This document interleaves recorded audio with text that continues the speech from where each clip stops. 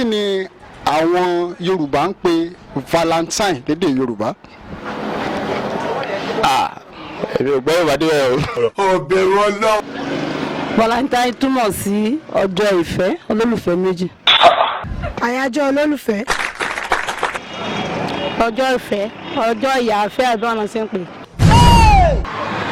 àyájọ́ olólùfẹ́. Valentine náà ni. ọ̀bẹ̀rù Ọlọ́run.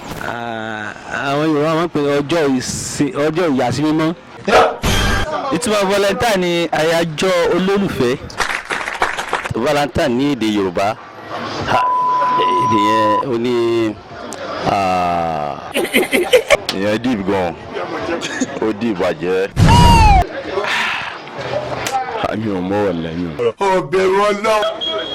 Valentine a lè pè é bí ọdún ìfẹ́. Valentine lédè Yorùbá ìgbádùn ọkọ àtìyàwó ni ìgbádùn boyfriend and girlfriend.